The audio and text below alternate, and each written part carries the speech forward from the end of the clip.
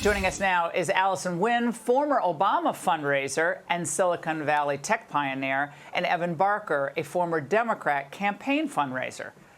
Evan, good to see you. You wrote an op-ed this week saying that you can't go back to the Democrats because of what you saw at the DNC. And so what's your reaction to this Oprah interview, which seems to dovetail into your concerns?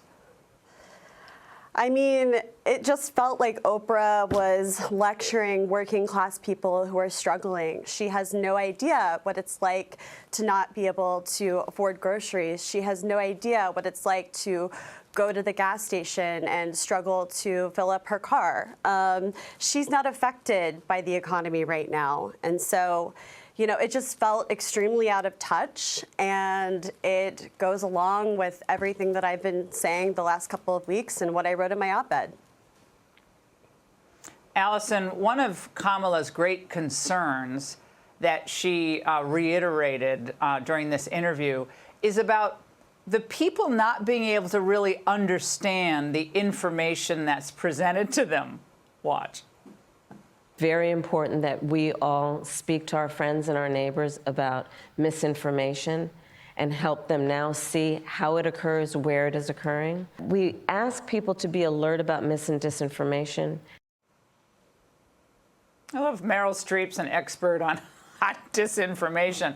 What about that? Sounds like censorship? It's censorship big time. The Harris-Biden administration have admitted that they've been censoring free speech with Facebook, with Google. They are big time in cahoots. I've been saying this all along, and now we have information to come out and prove this. But, you know, back to the Oprah interview, it was all gibberish. I could not understand one word she was saying. Yeah, I mean, to some extent, people thought it was really funny.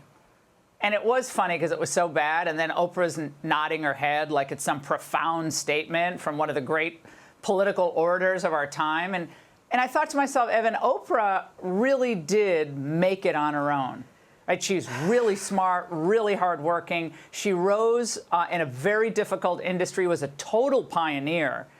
And yet she's sitting down with Kamala Harris and treating her like, oh, yeah, she just, she made it on her own, and she's there. She won it on her own when she was handed this nomination.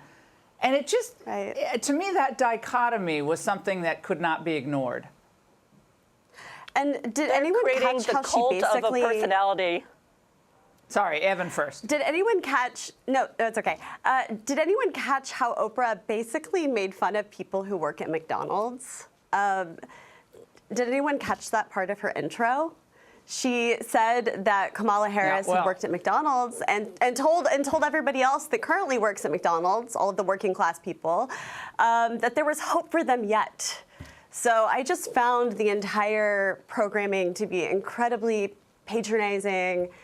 It was a cringe fest. It's just everything that is emblematic of the Democratic Party and how out of touch they are right now with just regular people that are struggling. Well, I thought it was insulting. I mean, again, they say that Trump is insulting, can be insulting. This was insulting to our intelligence. No policies, no answers, a lot of personal anecdotes, a lot of meaningless blather, cliches, and platitudes. And yet the audience are treated like trained seals, like they're supposed to applaud to this, Allison. Meanwhile, they're out there touting their Dick Cheney endorsement, Allison. Yes, so this book has been written before, 2 books, The Cult of a Personality and The Communist Manifesto. And so they want to just hide that Marxist policy behind really very slick aspirational talk, right? Just like what Obama did. So they're doing that playbook with Kamala, although she's not as slick as Obama. No, for sure. I mean, she doesn't even approach Obama's talent. Allison and Evan, great to see you both. Thank you. Hey, Sean Hannity here. Hey, click here to subscribe to Fox News YouTube page and catch our hottest interviews and most compelling analysis. You will not get it anywhere else.